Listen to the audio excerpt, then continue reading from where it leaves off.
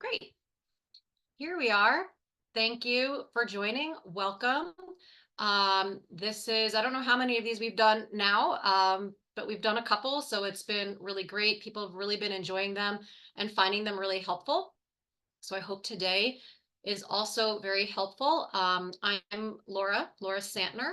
I am a social worker and I work for skinpick.com and trickstop.com.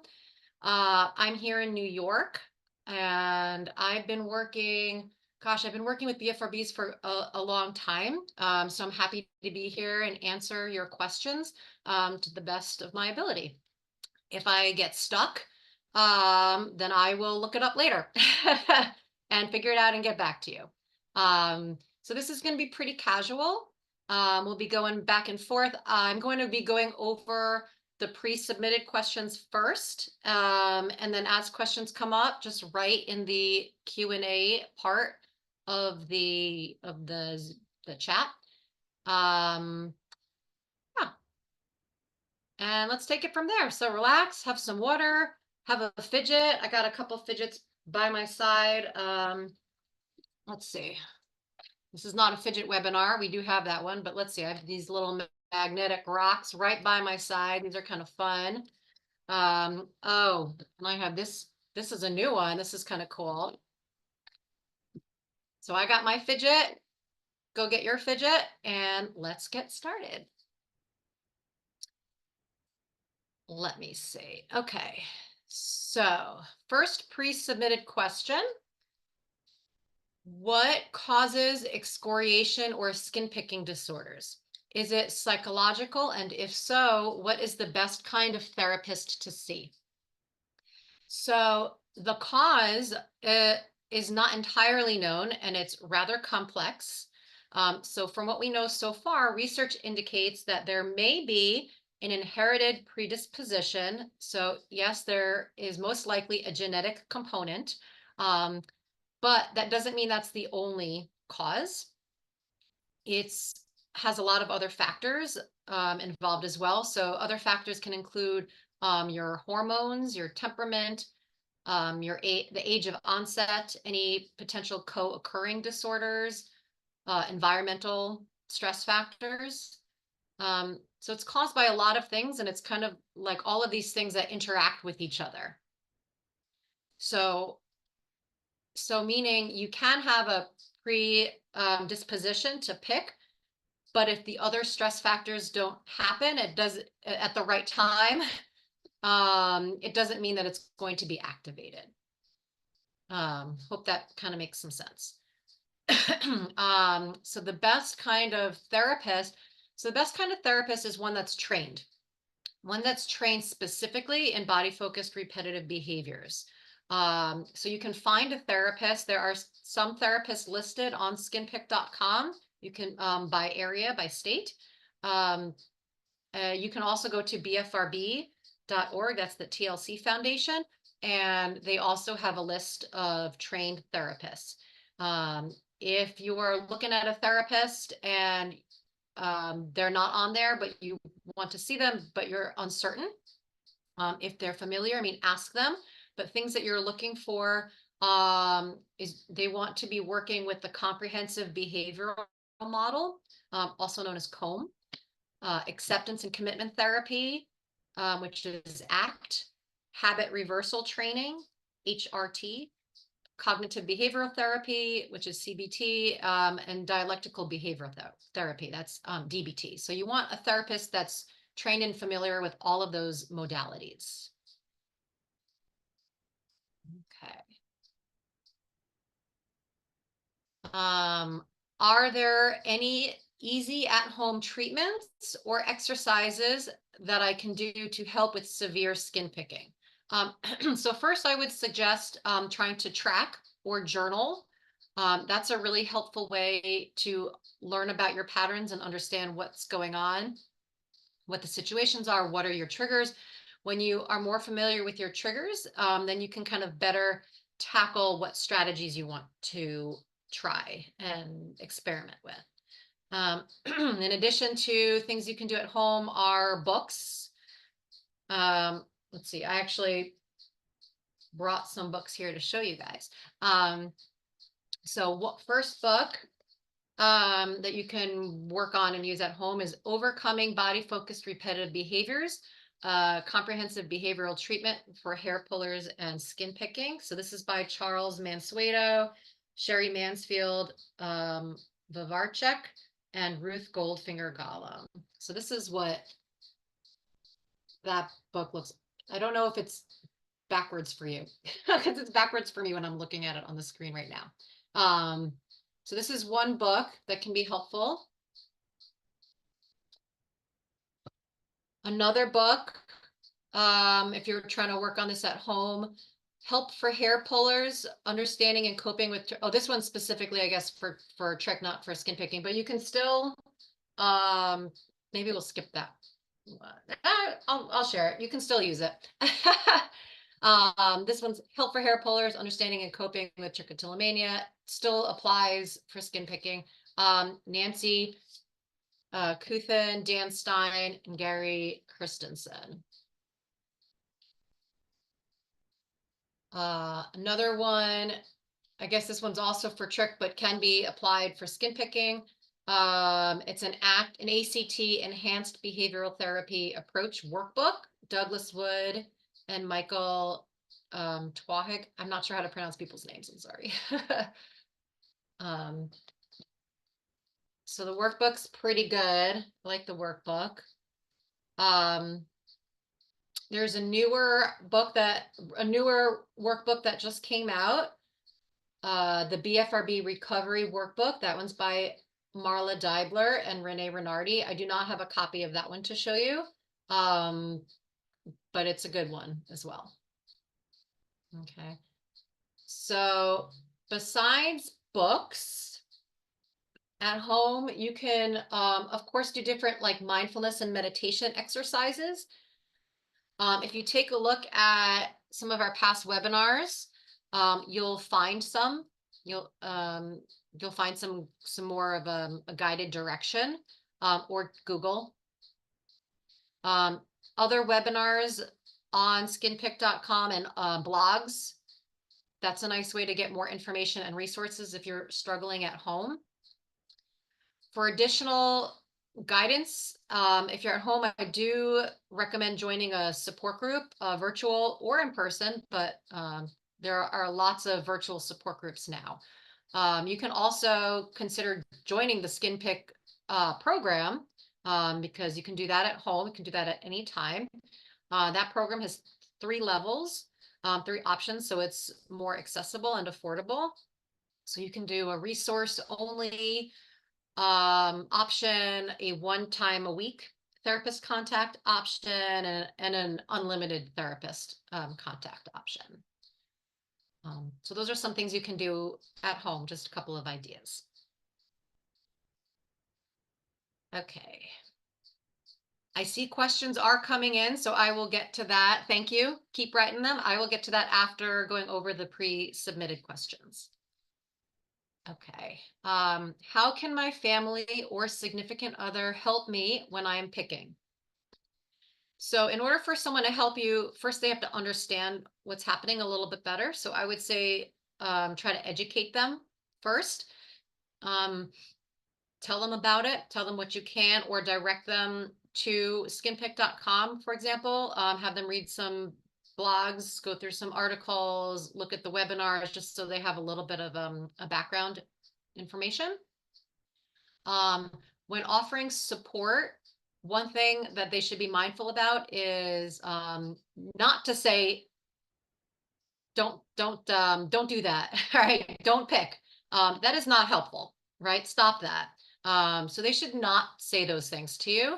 That's only going to make you feel more guilty and embarrassed, and then your urges are going to increase. So that is something that they should not do to help. Something that they can do instead is ask you what you need. They could physically hand you some fidgets or strategies. They can just ask if you want anything, if they can get something for you. They can help you to like change your activity to distract you. Like, let's go on a walk. Can you help me clean the table or set the table, things like that. Even little things like if you're watching TV together, like holding hands and just giving like a hand massage, passing you some lotion, or just having a conversation, just talking. How are you? How is your day? See what's going on. So I would say those are some top things that family or a significant other can do to help when you're picking. Okay. How do I get my picking wounds to heal? So wounds can heal um, when they're not being picked. But of course, that's easier said than done. We all know that. So in the meantime, using barrier strategies can be really helpful, and specifically barriers that also heal. So things like Band-Aids, gauze, they have pimple patches or mighty patches. Um, those kinds of things help block certain areas, but also deliver some kind of medication to help heal. Um, of course, if you're using something like a patch, do talk to a dermatologist just to make sure that's appropriate for you. Um, the other thing you can do to help wounds heal, of course, is to keep them clean. So clean is often, daily, with water, um, cover wounds, change the bandages if they become wet or dirty. Like if you have a bandage on your hand and you wash your hands and then the band-aid gets really dirty, change the band-aid. Um, Also make sure you're washing your hands somewhat regularly with soap and water, because if you are retouching wounds, you don't want to spread bacteria. Um, So if you don't have wounds covered, that's fine. It's nice to air them out every so often, especially like at night when you're sleeping. But make sure your hands are clean. But definitely, I would recommend connect with a dermatologist if there's any at all concerns. Dermatologists will have other suggestions and ideas in terms of healing, um, and options for you. And it's going to be individualized. It depends on your skin and how everything is going. Okay. Oh, what can I do about scarring? So same thing, make sure you're in touch with the dermatologist if you're really concerned. There are options. But skin picking, it does leave scars, but they do heal. And they vary. So some can go away, in a couple of days, a couple of weeks. More serious ones might take like a little bit longer, like over 6 months, let's say. So yeah, the ones that take longer are ones that maybe have been infected or close to infection. So you do, and maybe cause a little bit more tissue damage. Or maybe there were some more complications, but they do heal. Have patience. And if there's any concerns, make sure you're talking to your dermatologist.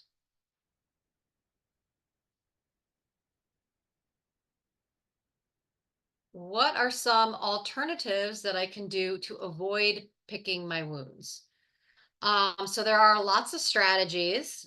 Um, one comment before I go into some strategies is this word avoid.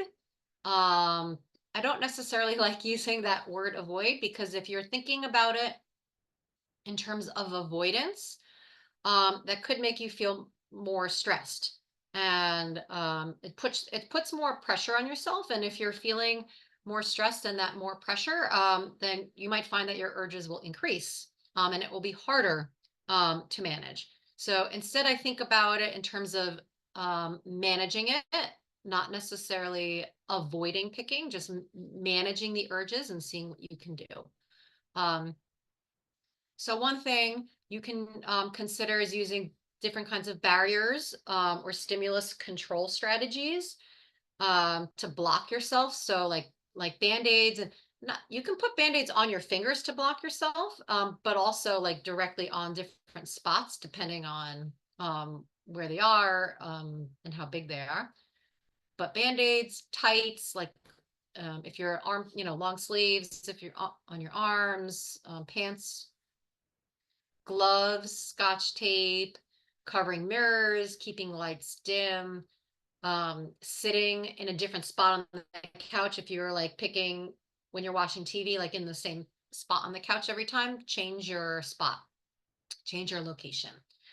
Um, Other things like competing response strategies, fidgets. We have a whole webinar that actually I did, so you can go check it out on specifically fidgets. So that might be something of interest to you. Also things just like clenching your hands and then releasing, shaking them out, sitting on them, sitting with them up, sitting with them down, uh, and really just trying to relax. You can also kind of play with things on your clothes, buttons, zippers, fringes. If something is pilling, that's kind of nice. So those are just some ideas. There are many. Other alternatives would be look at the cognitive and affective triggers. So your thoughts and your feelings. So explore how you can rephrase some of those thoughts. Notice what you're thinking and how can you reword it. Take a pause, ask your body what it's trying to tell you. What does it need? How could you better express what's happening? So maybe you want to listen to music for relaxation or distraction, dance, write, do an art project, exercise, just going on a short walk, playing video games, make a phone call, um, lots of things. Uh, um, you might find that you're also picking in certain places. So something to think about is changing your location. Like I mentioned, changing the spot on the couch. You can also, if you're like working from home and you're picking a lot at home, maybe you can work in a more public place or try to be in public as often as you can, or keeping a door open if you live with other people. So things kind of like that. You could use timers so you're not staying in one place for too long. So you kind of switch it up and move it around. Um, Basically, overall, I would say consider consider embracing things. Embrace how you're feeling. Embrace what's going on. Think about what's happening and is there something you can do about it? Are there any action steps you can take? What do you need? Maybe it's sitting with it, or maybe it's doing something. Um, so that's what I would say. It seems that my granddaughter may be doing this as well. How can I help them? I'm wondering first if you're here, how old your granddaughter is, and do you live with them, or how often do you see them? Because that could affect how active you are in their life, and the role that you play in giving them support. But the most important thing is love them, support them. Like I said before, do not say, don't stop picking, don't do that. Don't draw attention to it. Even drawing attention to it is like saying, oh, your skin looks good today. That's still drawing attention to it. So I would steer away from that. I would be with them, let them be, if they're a kid, let them be a kid, have fun, show interest in their activities, engage them, do stuff with them. Make sure that they know that they're not alone. I would emphasize um, that they're not the only ones out there. And that if they do want help, if they feel like they need more support, there is more support out there. They can get more help. Um, and you and ask them what do you need? How can I help you? Because they will tell you, they will follow their lead. If they say, leave me alone, okay, leave them alone. Okay, maybe check in every once in a while, but follow their lead. Okay, let's see. How do I gain self-control? Um, so this disorder is actually, it's not about control, or self-control. People feel like that. Um, but I don't like to look at it in that way, because the same thing with that idea of avoidance is, if you're looking at it in terms of control, it's a little bit like all or nothing thinking. Like, I have to control this, um, or else. And usually you can't control it 100%. So then you feel like a failure. So when that happens, you feel worse, and then your urges increase, and then you pick more. So I would say, instead, think about, again, in terms of management. So the more you work on strategies and skills, the more natural it will feel to use them. And as it becomes more automatic and easier to use your strategies and your skills, those urges will naturally decrease. Um, they will decrease in the intensity, in the frequency. So when this happens, you will feel like you have more control. Um, so don't look at it in terms of control, look at it in terms of management. When you look at it in terms of management, you will wind up feeling like you have more control. Hope that makes sense. And again, if it doesn't, write in the question and answer chat, and we'll get to it. We'll follow up. What strategies can I use to resist the urge to pick at my skin? So I touched a little bit on this, I think, with one of the other questions. But when thinking about strategies, I like to think of the acronym SCAMP. So SCAMP stands for sensory, cognitive, affect, motor, and place. And so ideally, when you're working with strategies, you're doing a combination. So a lot of things from all these different categories. So some examples, let's see, per category. So sensory, different kinds of fidgets. Again, if you want more details on fidgets, go check out the fidget webinar. Cognitive strategies can include being mindful of what you're telling yourself, and thinking about how you can rephrase that. How can you look at that in a different way?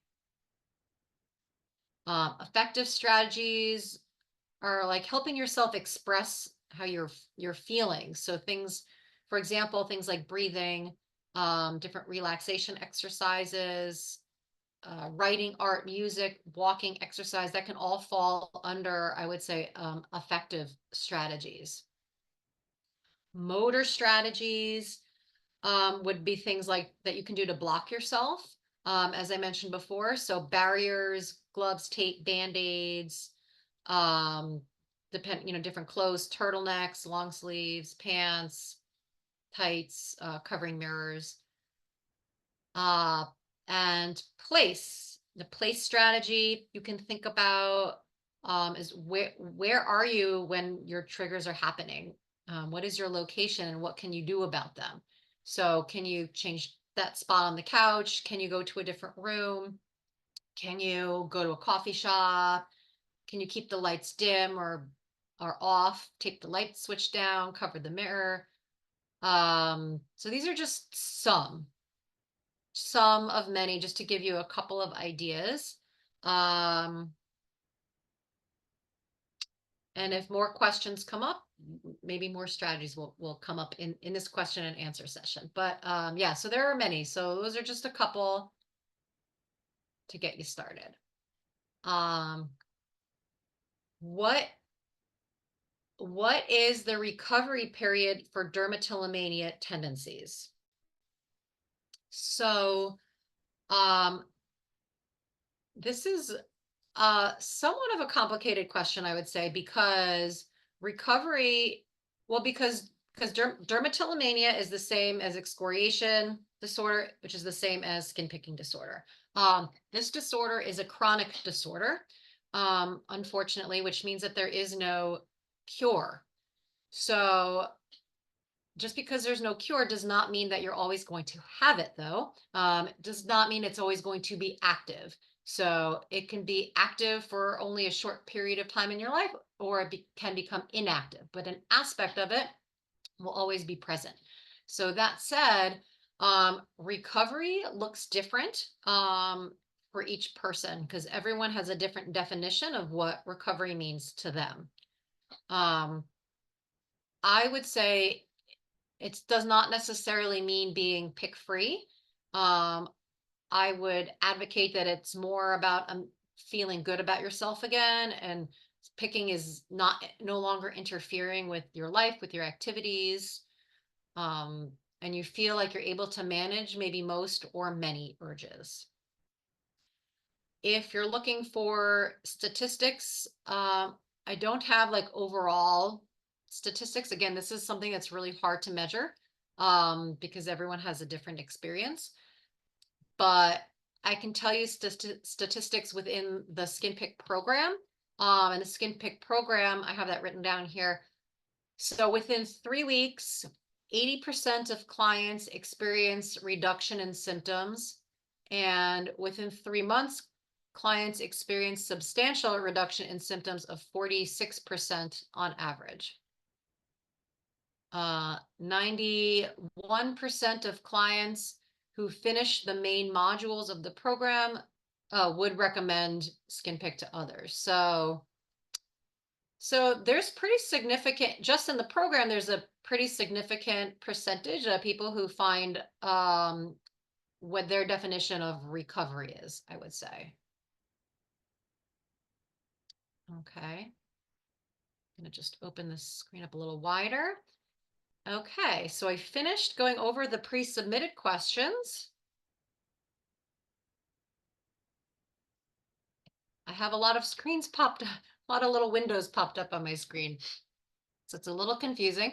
So I'm going to go over now your live questions.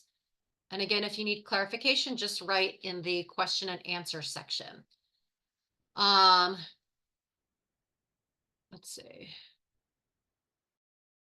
Yeah, so I have so much shame after I pick my skin, but most of the time I'm dissociating and not knowing I'm doing it until I see my bloody fingernails. Yeah, this disorder, unfortunately, is filled with a lot of shame. I wish it didn't. I think the more people that are aware of this disorder, the more it's out there and the more people are educated, that shame is going to decrease. But that is a big topic.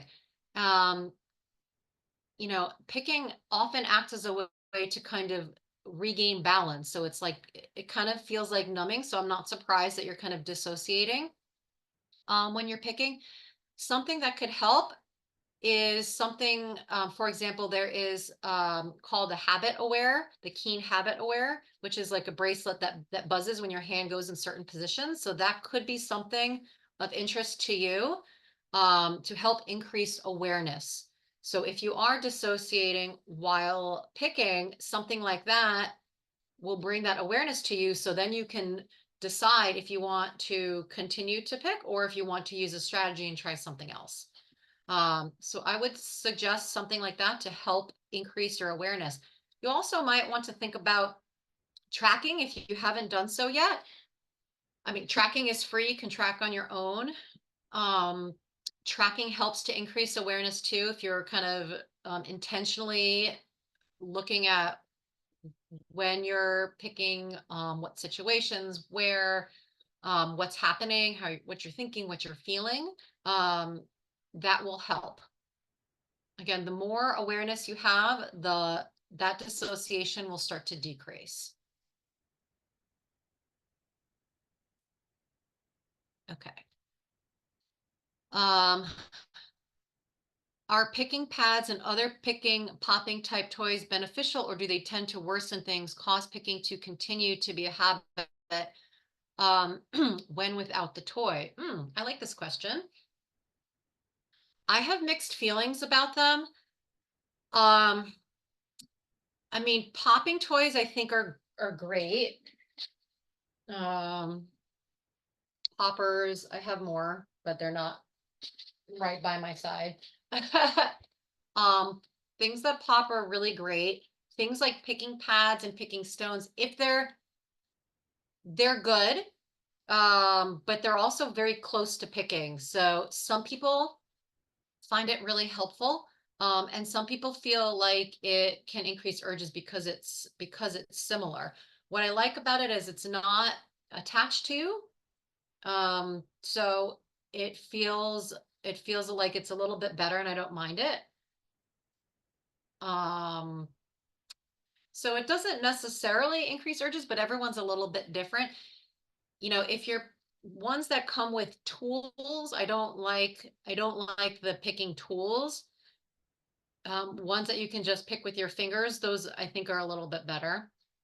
So there is no there is no like right or wrong thing here. I would say any strategy is worth trying, and if you're noticing that it's starting to increase your urges, then it's not the right strategy for you. Okay. Do people find fidgets actually work? I tried once and it didn't work for me. So, yes and no. There are many, many, many, many, many, many fidget options. Um, So some fidgets are not going to do anything, and some are. And some fidgets will work in some situations and environments, and some will not. So it does take a lot of trial and error and experimenting. Um, One thing that could be helpful is thinking about what part of picking is satisfying to you, what feels good, what feels soothing, and trying to find a fidget that's somewhat similar. Um, and making sure you have a bunch and a lot of options and in different places and in different situations and keep trying them. So yes, they do work, but you have to find which ones work for you. And just because one thing doesn't work in one situation doesn't mean it's not going to work in another. Um, just because it doesn't work one day does not mean it's not going to work another day.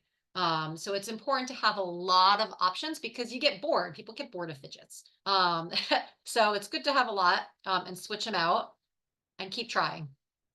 But again, it's also, as I mentioned before with another question, it's not just about using fidgets. You're using fidgets and your breathing, for example.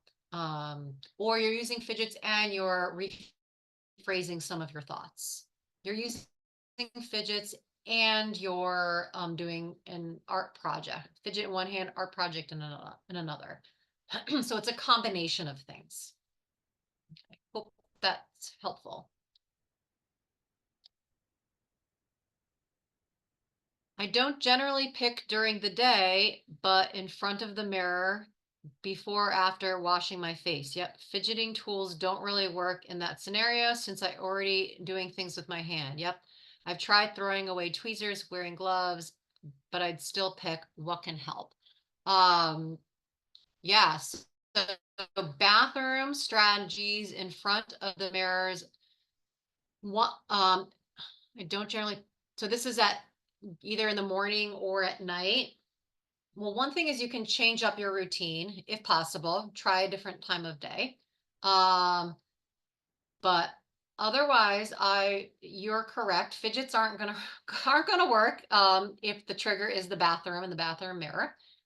Things that would work in that situation are covering the mirrors, keeping the lights dim or light switch off, or like having a night light or like decorative lights so that it's very low light, taping the light switch down.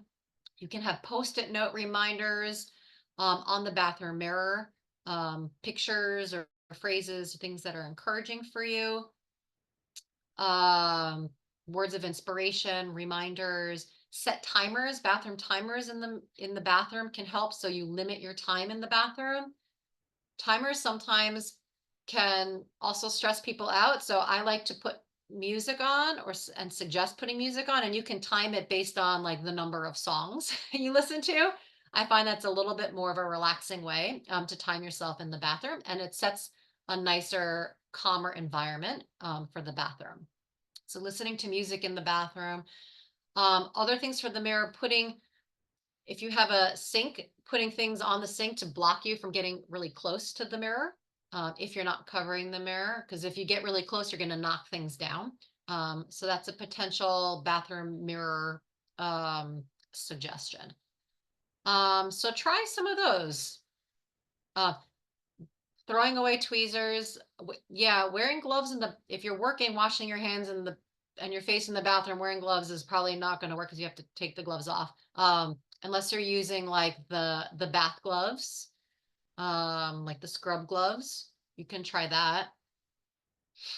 Um, I don't always like throwing away tweezers because you can just go out and buy new ones.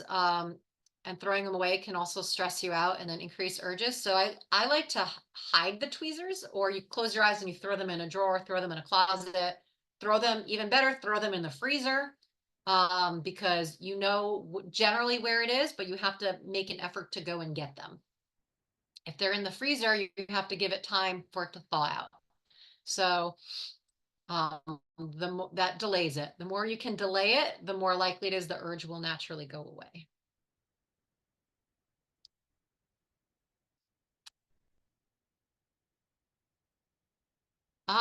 So is there a way to discern whether it's a disorder or an addiction for you, or is there no distinction between these two?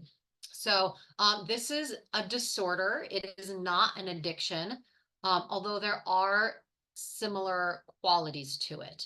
Um, there is a webinar on skinpick.com about BFRBs and addiction, I believe. So check that out. It could feel similar, and even some people in the field are saying it's so similar that they're making connections um, and looking at treatment options that kind of relates it to addiction, because there are such similarities, but it is different and it's not the same. I don't know if that answers your question, but if you want to ask a follow-up question, feel free.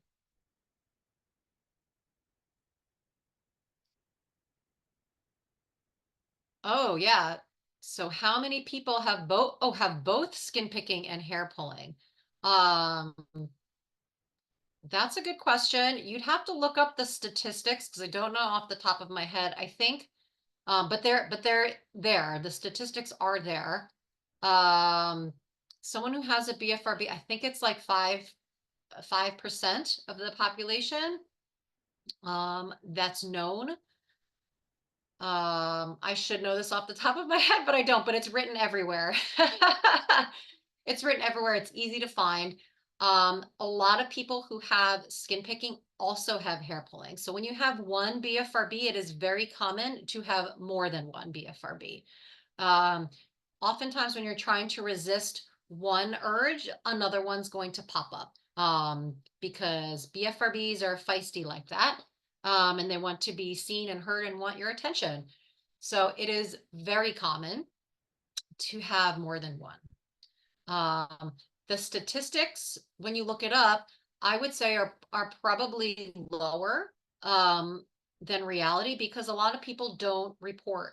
A lot of people don't recognize that it is a disorder. Um, so it is lower.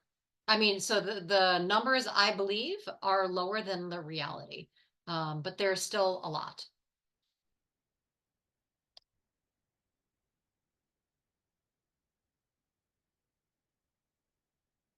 I find that my skin picking seems to stem from perfectionism, like I'm attempting to make the skin on my face flat and perfect. Have been doing it for several years with no cease at all. How do you overcome that compulsion, or practical advice? Yeah, so that's a pretty common thought process. So one of your strategies would be to specifically look at that cognitive strategy. Uh, your thinking, they're just thoughts. They're your perceptions. They're your self-judgments. They are not facts.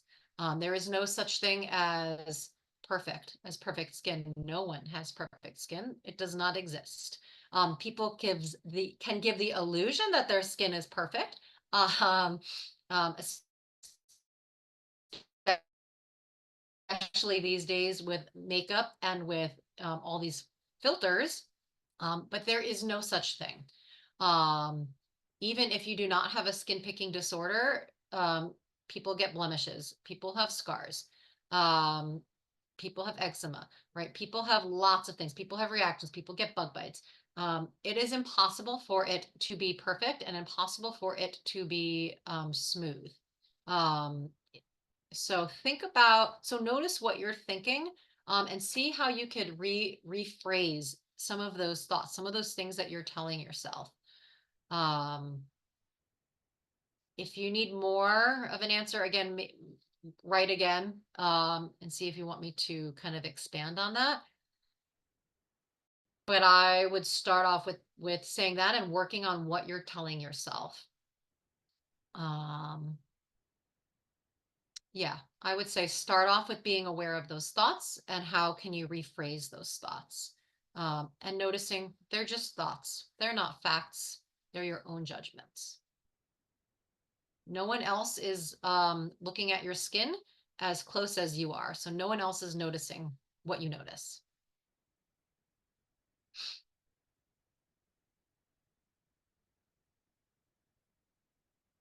Oh, I got this question before, I believe. Um, Not today. It's an interesting one. Is there any information on how somatic experiences may help regulate the nervous system when urges are at their highest? Maybe you can write again. Do you have any examples of what you have in mind? Um, what are some examples of what you feel are somatic experiences? Um, but basically, any any kind of strategy that you think would be helpful for you that's not going to be harmful is good to try. I don't know if there are specific um, articles about somatic experiences, but I mean, probably if you research it, I would say maybe research it and see what you can find. But anything can help with that nervous system, right? Different kinds of, again, write again and be a little bit more specific about what you're thinking about, but things like breathing, to try to relax the body, being mindful of the temperature, how your body is feeling, what's the temperature in the room. Maybe you need some hot tea, maybe you need some cold water, to help regulate. Maybe you need to move around, maybe you need to stretch. We recommend doing something called body scanning, which is a really nice way to check in with your body. And I guess with your nervous system, just to see how you're doing, so you can kind of see what needs to be addressed where.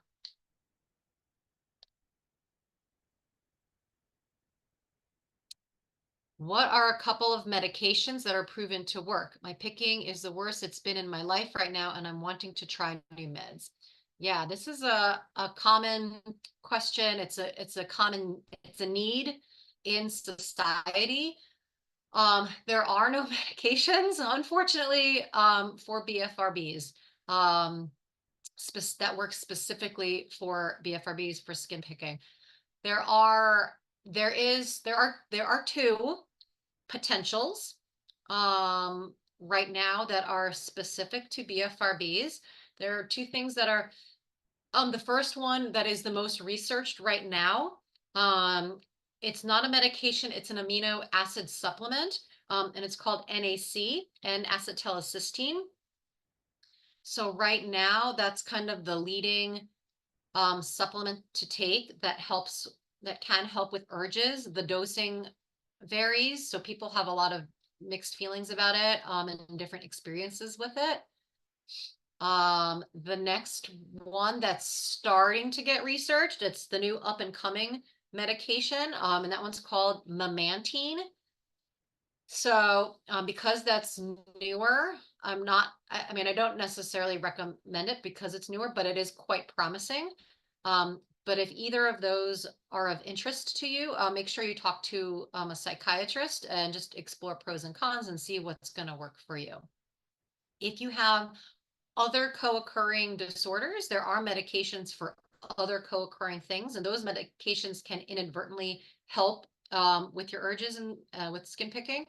But for skin picking itself, there is not much. So NAC or memantine right now are the two that people are looking at.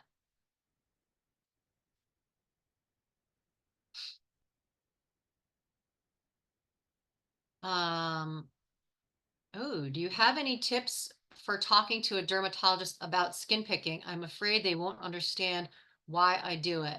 Um, are there any dermatologists that work with psychologists on helping patients?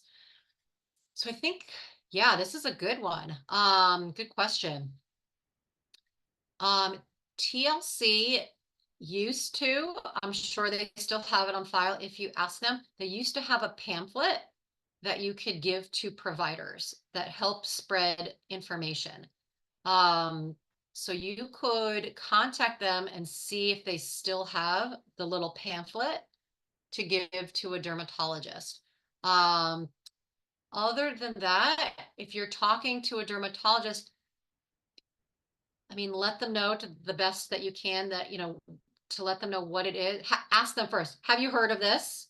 Um, and if they have, let them tell you their understanding of it. And so you can add to it, making sure that they understand that it's a disorder. Some dermatologists are really good about it, some are not. It's again a little bit of a trial and error to find the right dermatologist for you and who you feel comfortable with. If they're not understanding and you still want to work with that particular dermatologist, send them to skinpick.com, right? Let them know that this exists. Here it is. Here's all the information. Research it a little bit and ask me at the next appointment what questions you have. So that way you're giving them a resource if you don't have anything physically. You can also print stuff out. Go to skinpick.com and see what you feel is relevant, what you want a dermatologist to know. Print it out and hand it to them. So that could work. You could ask the dermatologist if they're willing to work with your psychologist. They might be willing. On the psychologist end, psychologists would always be willing to work with a dermatologist if you ask. They'd be happy to consult or to stay in touch with the dermatologist. And I'm sure dermatologists, if they're good, they would be willing as well. I have been in communication with dermatologists before. A dermatologist does not treat skin picking. That is something to keep in mind, but they do treat, they can help with triggers like pimples and marks and different skin conditions. So they can help with different potential triggers, and they can help with potential, they can help with wound care and with healing. Okay. So I hope that answers that.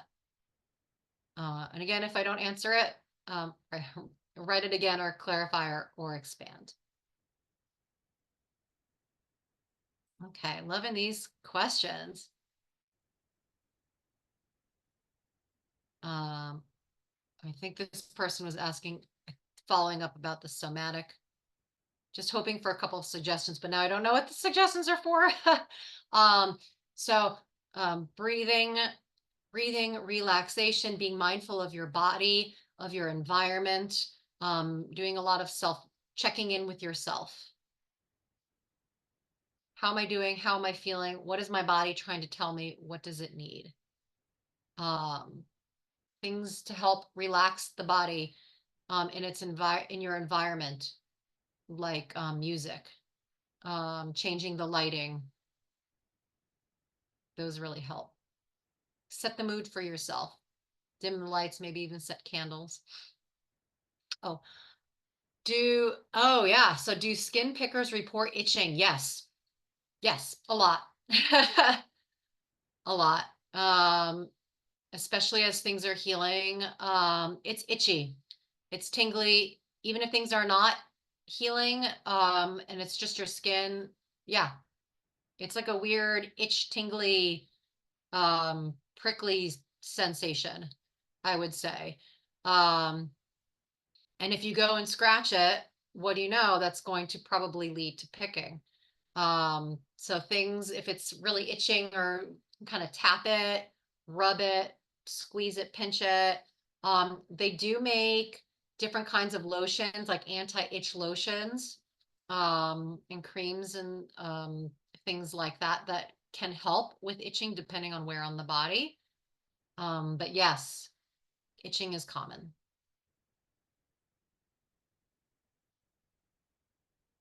Is it related to other disorders? Is it more often seen comorbidly or standalone? Comorbid, does this make it harder to address?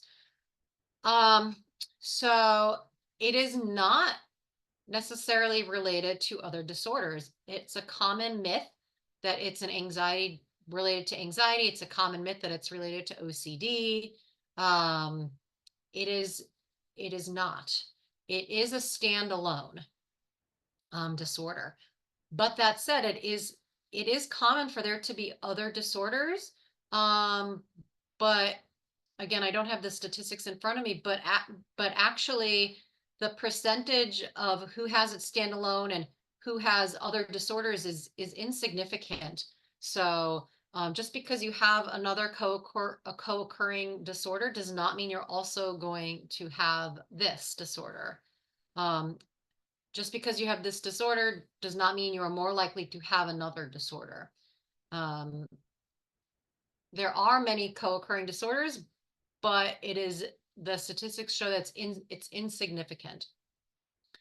So, for example, some other co-occurring disorders: anxiety, depression, OCD, ADD, ADHD, are probably more of the common ones. Um, but again, it doesn't necessarily mean that just because you have one, you're going to have another. The likelihood of having two is, again, insignificant. Does this make it harder to address? Not necessarily. I don't think so. I think it just means you have to, depending on what the other disorder is, look at it in some different ways. So, for example, if you have a co-occurring disorder of autism, you have to maybe take a little bit special awareness of your wording, and how you're addressing things, and the structure, how you're trying things. You might be going a little bit slower through trying things if someone has a co-occurring disorder of autism. Um, if you have ADD or ADHD, you might want to pay extra attention to structure, organization, structure, um, things like that. If you have anxiety, or depression, you might want to pay more attention to other things that will help, with relaxation and with coping.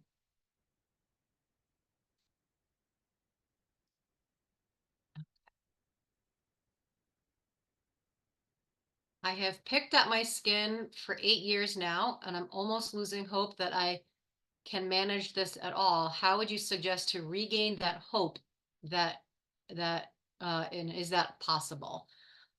Yeah, there is lots of hope. Do not give up. This disorder is so frustrating. There are many ups and downs. Um, so you just never know. Your downs could be kind of a long period of time. But there is a lot of hope. Keep trying different things. If you're feeling this way, joining like a support group, for example, can help get excited again, and help, hold yourself accountable and feel connected to other people who also do this. So that would help with regaining some of that hope. Um, so I would suggest a support group. I mean, of course, therapy, can always help and help you feel better, and help you to manage and trying different things because you have more guidance. Um, So I would always recommend that if you're not doing that already. But I would say connecting with other people is really helpful and can feel really good and help with increasing your hope. Um, and celebrating those small moments, the small achievements. So, for example, even if you picked most of the day, but let's say at night you resisted once and you took a nice shower, and you read a book, and you enjoyed your book, right? Celebrate those small moments. Give yourself credit. When you give yourself credit, um, for the small things that you do, that you are doing, that's going to build. And when you start to see all the things that you are doing, it's going to help bring back some of that hope.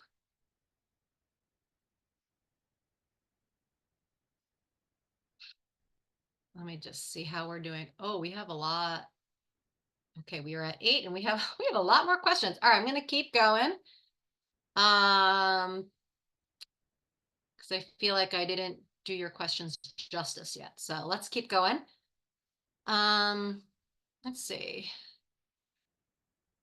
Uh, mm.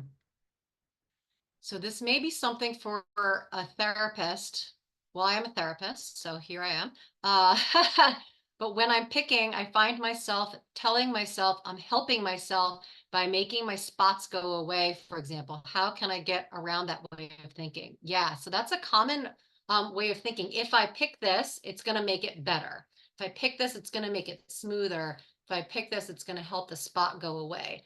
Right. So that is your brain tricking you. That's the skin picking disorder trying to trick you into thinking that this is why you need to do it and it's going to be okay in just this little bit. But that's not actually the case.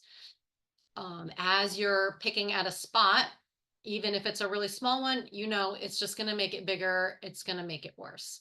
Um, so reminding yourself that thinking, I would say telling your brain, no skin picking disorder. That's not, why are you telling me these lies? Right. That's not the case.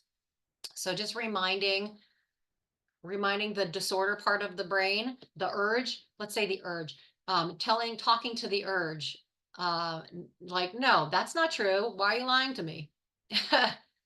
You're trying to trick me. So playing around with what you're saying to yourself. Have a conversation with the urge. Oh yeah, good. Thank you for saying this. Someone's saying, just want to say that a nightlight or candle has worked for me, as well as, oh yeah, icing my face for wound healing. And using ice also helps with that itch, by the way. Someone had asked previously, and with that tingly feeling, because it adds a little bit stimulation. It's also soothing and relaxing. Um, yeah, so glad that using like a nightlight or a candle, I like to use like string lights to set the mood. Again, glad that's worked well. How do I stop the urge to pick at my scalp? Doesn't matter where I am or who I am with when the urge hits. So similar to what I've mentioned before, again, think about that urge as you're managing the urge. So whether you're picking at your scalp or anywhere on the body, think about trying some of the strategies that we talked about. Um, think about, why is that urge coming up? What's going on? So I guess it's for you, it doesn't matter where you are, uh, um, or who you're with, but what are you thinking? What are you feeling? What is the situation? Um, if you're out in public with friends, maybe you want to kind of have some fidgets or something in your pocket, something that's subtle. Um, maybe you're holding your breath when the urge is coming and you want to kind of take a deep breath. Maybe it's a sign you need to leave the situation and come back. Ask yourself, what is the urge trying to tell me? Okay. You're not going to be able to stop the urge until you understand what the urge is telling you. Um, and again, it's not necessarily about stopping it. Maybe think about how you can delay it, or what does it need? Um, Sorry, there was a bee. That startled me. Yeah, so ask your urge, what does it need? What is it trying to tell me?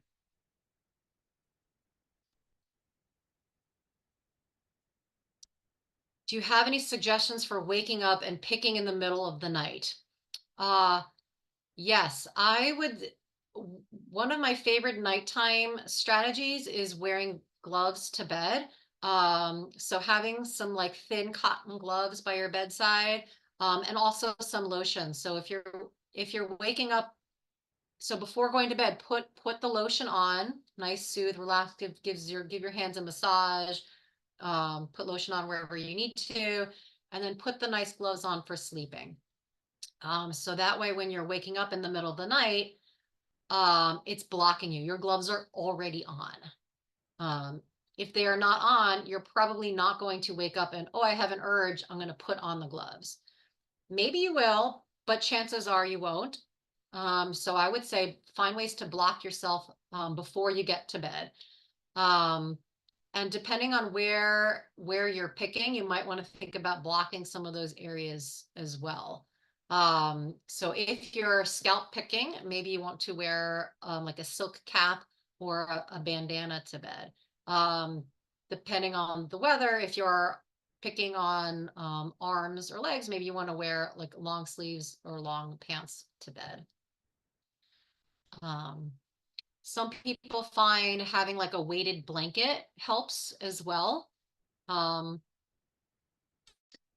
you could even, um, if you wanted to, sleep in a sleeping bag on your bed. So that way your arms are kind of like in and you're like nice and cozy and snug. So that might help. And that might be like a reminder. Um, can also think about what are you telling yourself when you're waking up at night? Most likely you're tired and you just want to go back to bed. So maybe you want to get a drink of water, go to the bathroom, like you might be uncomfortable. So make sure get up, go to the bathroom, get a drink of water, um, maybe even put some music on or something, to help yourself relax and get back to sleep. Oh, okay, good. Ah, so is alcohol abuse common with people who pick? So, um, same answer as before. It's not necessarily the percentage of another co-occurring disorder is not necessarily significant, but yes, it happens. It's quite common that people who pick also struggle with addictions or have a history of alcohol abuse. Um, Again, it's different, but it's similar. So yes, it is one of the common co-occurring disorders.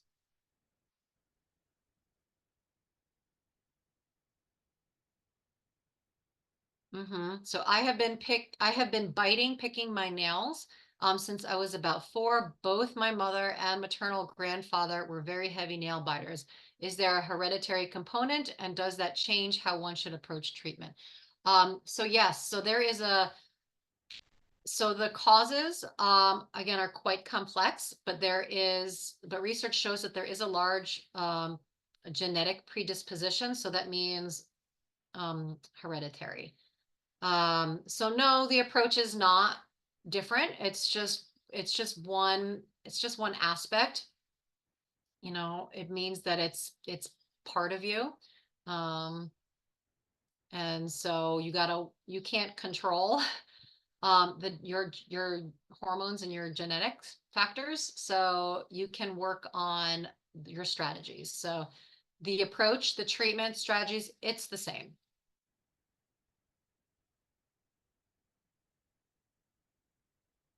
Um, oh, someone is commenting that they could relate to this idea of attaining perfect skin. Um, and yes, it can potentially be related to body dysmorphia. You want to talk to your therapist and see if that's something um, that relates to you. That is a potential co-occurring disorder, having body dysmorphia.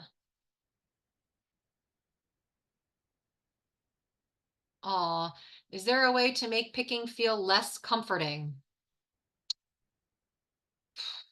I don't know because picking feels good, right? It does feel comforting. How could you make it more uncomfortable? I mean, maybe if you're kind of change your position into a really uncomfortable position, so that could be a potential strategy if you're picking in a comfortable position, like, say I'm going to pick, but I'm going to pick while standing on one foot.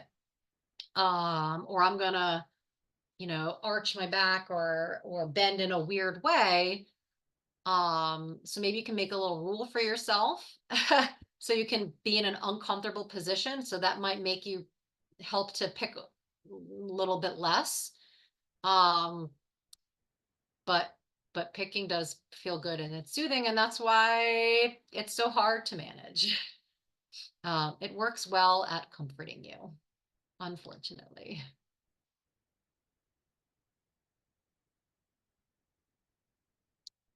Someone's following up about NAC that I mentioned. Do you know if there are any new findings regarding NAC? I haven't heard anything new, just kind of that it's still in the top runnings for helping with urges. So still something to check out and talk to your doctor. NAC is, I would say, the top one, and memantine is starting to gain attention.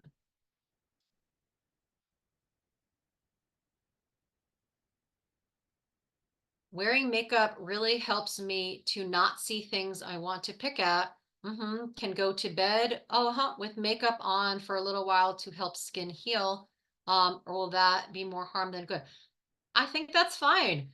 If that's a strategy that's helping you, um, then do it. Maybe that will help the person that's waking up at night as well and picking, maybe putting some makeup on so you're not seeing it. Um, it is important to, have some non-makeup time, but if you're showering regularly, you have, as long as you're clearing your skin, cleaning and giving it a chance to breathe, every so often, I think that's okay. If you're finding that wearing makeup to bed and wearing it a lot is causing irritation or breakouts, then I would say it's not a good strategy for you. But if you're not experiencing that and it's helping, go for it.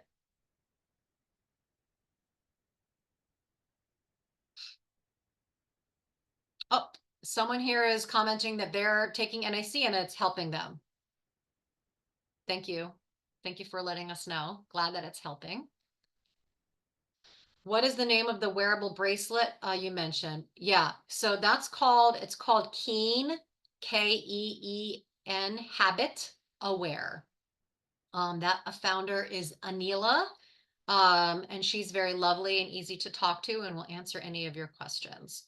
So it's Keen, Habit Aware. It definitely has its quirks, so something to be aware of. But overall, it's good to help increase your awareness.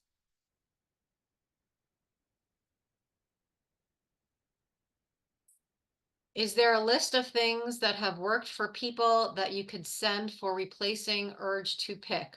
I have eczema and it itches when I'm taking off my socks. And it's at the end of the day. My picking has created permanent scars on both ankles. Oh, causes shame and embarrassment. Can't wear sandals. Well, you can wear sandals, but you don't want to because you're uncomfortable. No one's going to notice your ankles, but you. Something to keep in mind. Is there an alternative to light therapy? So you'll have to talk to the dermatologist for more details about potential scar treatment options, because there are different things you can try. So talk to the dermatologist about that. As far as a list of things, I made a giant list of strategies. I think it's called like favorite fiddles or something like that. So if you Google my name, Laura Santner, favorite fiddles, you'll find a bunch of strategies, like 100 and over 150, I think. And it's on the TLC website. In addition to that, you can also check out the webinar that I did here on SkinPick. And I don't go over 150 strategies, but I do go over a lot of strategies, and I kind of put them in different categories. So you might want to check that out, and see if any of that is helpful.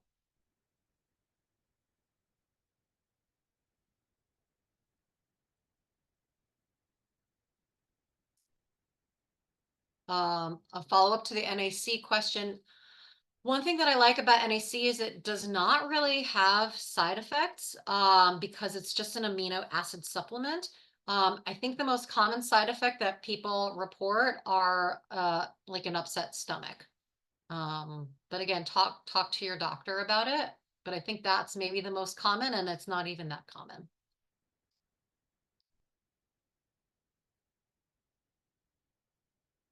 So if you're, are there any treatments for healing scars from 20 years of picking?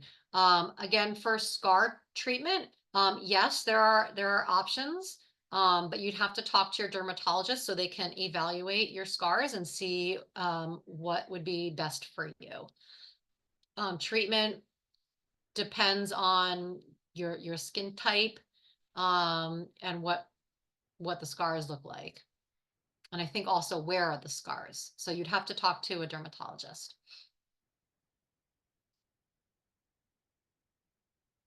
So someone's asking about Xanax. So Xanax would help with other disorders like anxiety or depression. Um, so that could then inadvertently help with skin picking, but it's not going to just help skin picking. So skin picking is not necessarily related to anxiety. That is a myth. But anxiety can definitely be a contributing factor. So, so no medication is going to directly help skin picking. But if you have something else going on, a Xanax could potentially be helpful. But again, talk to your psychiatrist.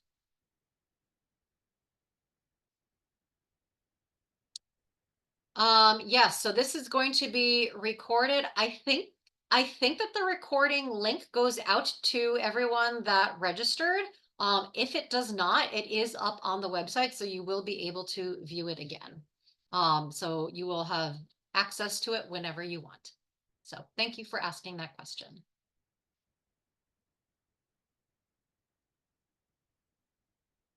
Um, I'm pausing because I'm getting some repeats here.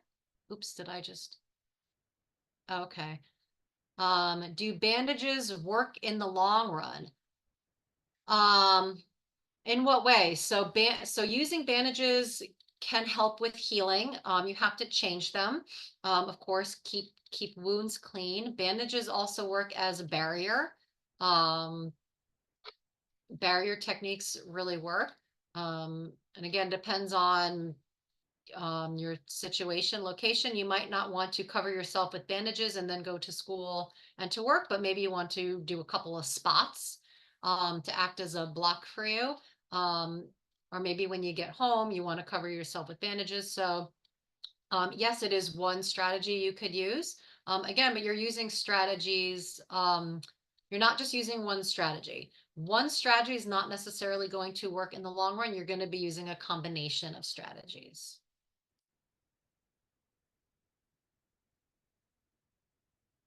Oh, good. So someone is thanking me, thanking us for being here. They got some new strategies to try out. Excellent. Glad to hear that. I wish there was a way you can let us know how it went, but hope it goes well. Um, Someone's asking, are there names of support groups? Please provide links. So I have no way of providing a link here. If you email support@skinpick.com, I could then let them know the links. There are many. There are many support groups. If you go to bfrb.org, you can find support groups in your area. There are, if you're not looking for in-person support groups, they have Um, skinpick.com has support groups. BFRB.org now has virtual support groups. BFRB Changemakers has support groups. There are pickingme.org is another skin picking website that has support groups. So there are a lot of options. But if you want specific links, just email support@skinpick.com and we can get you some of that. You can also let us know your location because maybe I can find some support groups for you in your location.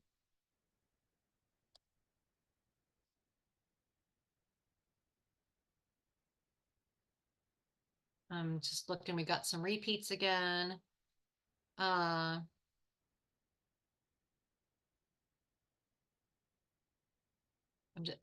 I'm an avid skin nail picker. Thank you for this discussion. I am grateful. You're welcome. About the glove discussion, I recently bought gamer gloves that have certain material and the fingertips that allow me to text still and use my phone, and it really helps. So yeah, there are so many different kinds of gloves. Like for sleeping, I like the thin cotton gloves. But during the day or if you're doing activities, yeah, gamer gloves are great. I also really like, they're called billiard gloves. And what I like about billiard gloves is they cover, do I have any? They cover, I don't have them just right here. They cover like 3 of your fingers. Yeah, so it leaves, and you can't like pick with these 2 fingers. So I really, and it's lightweight material and it's airy because it's only covering some fingers. So I really like that glove, especially for summertime.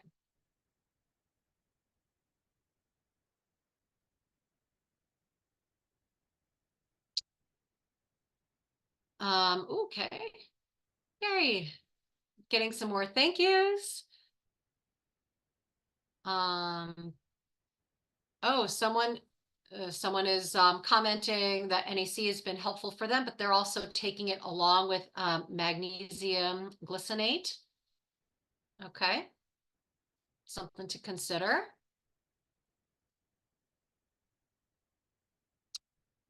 Oh, this is a good question. Is a hot tub or hot bath bad for this? Um, a hot, I would say generally no. Definitely not a hot bath. If you find it soothing, I mean, you can control the temperature of the water in a hot bath. So make it as warm and as comfortable as you want. It could be really soothing for you.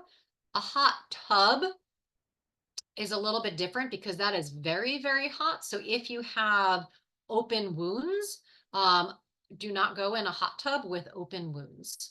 Um, I would recommend not doing that. But if, your wounds are okay and they're not open or too raw, then a hot tub is fine. Um, and again, if you try any of these things and you start to get a reaction, if your skin breaks out, or you get a rash, oh, not going to do that again. That's not going to work well with my skin. Oops. Um, oops. Okay, wait. Wait. I lost my place here. Um, Yeah, I don't like my skin feeling anything other than flat and will pick at any imperfection. Now I have hyperpigmentation. My problem is that I always feel the urge to pick and it kills my confidence. Yeah, it's so frustrating. Maybe the person's suggestion of using makeup might help. It might help with some of that visual trigger and some of that tactile trigger as well. Um, but it's tough. It's tough when you have a skin picking disorder and you also have something else like eczema, like hyperpigmentation. It definitely makes it more challenging. Um, but not impossible to work with. So hang in there. Keep trying different things. You got it. You're gonna have good days and bad days, but it's hard.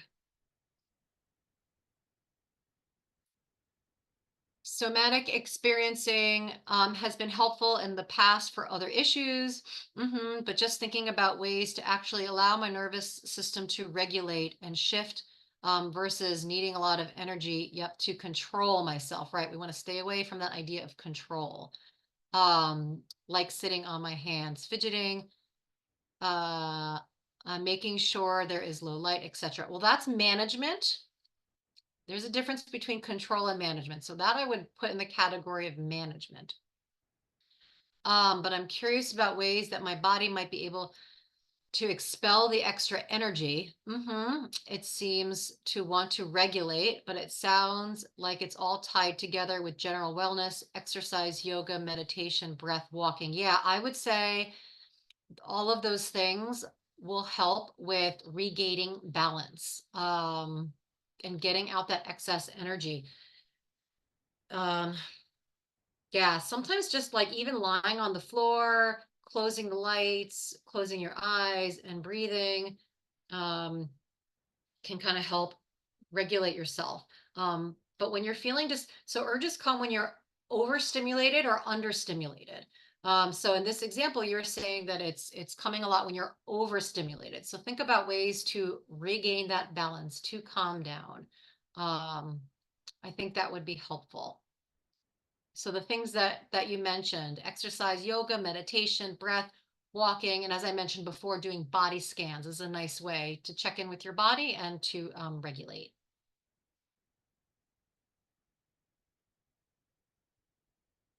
I feel like I have some level of OCD as well as skin picking, and they relate. They can, yeah. hmm they don't have to, but they can. hmm Um, and if you're in treatment for either of them, you could use the strategies for both. The difference is OCD treatment primarily focuses on exposure and response prevention, or ERP. Skin picking, you do not treat with ERP. So that's the main difference of treatment between the two. But you can take some strategies and use it to help one another.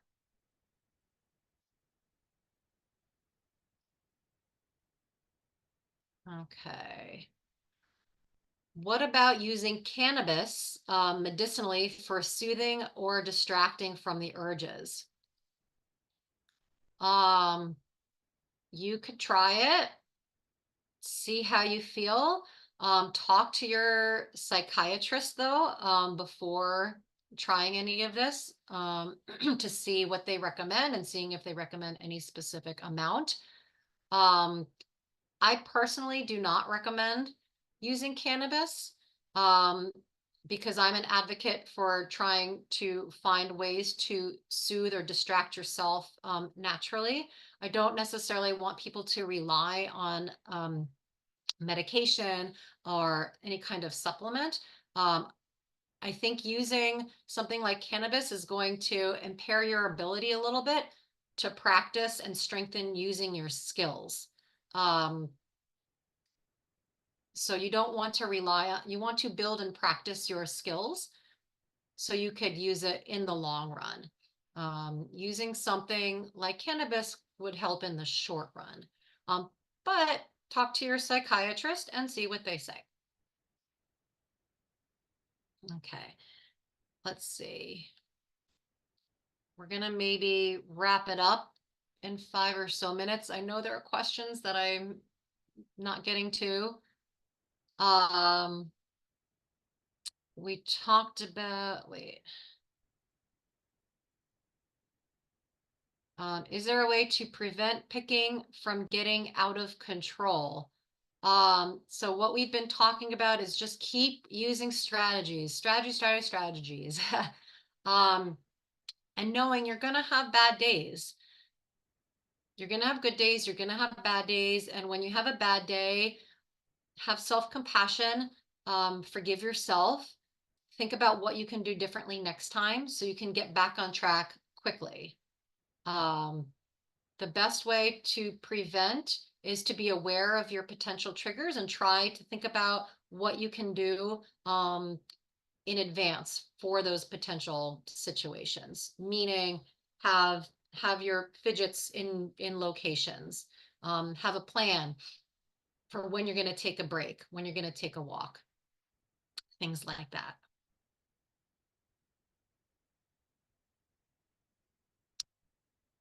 Um, couple of repeats. And if it is out of control, is there any way to gain control? So yeah, so again, it's about management, not control. So see if you can work on your management skills, and practice different strategies. The more you practice, the easier it will be and the more natural it will be. Um, and then the more natural it will be, the more you'll feel that you have that sense of control.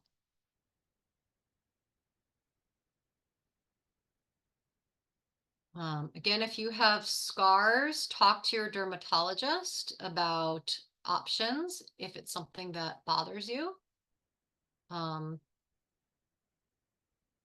Oh, sorry, I missed the answer about if it's hereditary. Yes, uh, so research shows that there is a very strong predisposition. There is a strong genetic factor component to it. That said, just because you have that genetic component does not mean that you're going to wind up with BFRB, because there are other factors are involved in as well. It's a combination of factors. But yes, as of now, research is showing that there is a strong genetic hereditary component.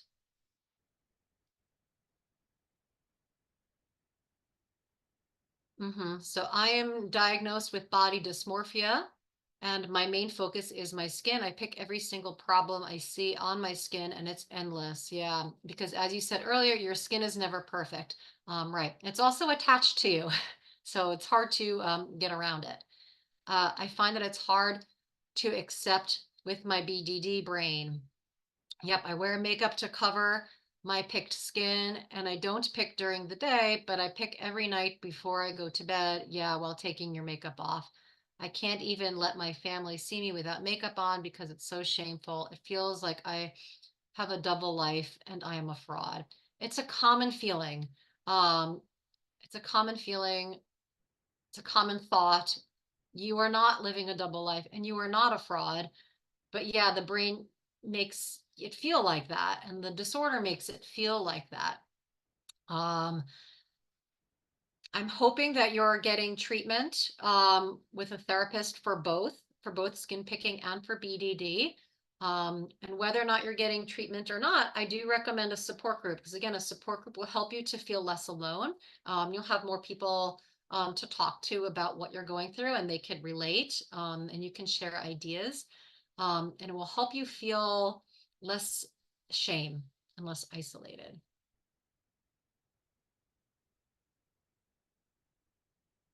Okay. Um, is skin picking a psychological disorder? Yes. So yes, it's in the DSM. It is a disorder. It is not. It is not a medical disorder. It is a psychological disorder. Ooh, questions keep popping up. Oh my goodness. And I know we got to wrap up. Yes. So tired and being tired and stressed. And at the end of the day is a really big common trigger. This is when your energy is the lowest and you are, well, don't know if that, well, tired, yeah, you're overstimulated. You're at the end of the day. You got to find ways to slow down. Find a really nice evening routine to slow you down, to relax you. Um, and think about what you can do before going into the bathroom at the end of the day. Really common triggers. Um, Someone again, I think they missed the beginning. So what is the root cause? So the cause is complicated. Again, there is a strong genetic predisposition as a potential cause. Um, Along with the genetic predisposition, you have to have other potential contributing factors, hormones, your environment, personality, right? A little bit of your background. So it's a combination of things. Other potential co-occurring disorders. So the root cause is not fully known or understood, and it's quite complex. Um, so it's a combination of things. But having that genetic component is one of the factors. Okay. And do you have dermatillomania? So I do not identify as having dermatillomania. I identify with having trichotillomania. However, I guess technically I do. I would I would say yes. I would say I have both. I have done more hair pulling than skin picking, but I have definitely dabbled in skin picking.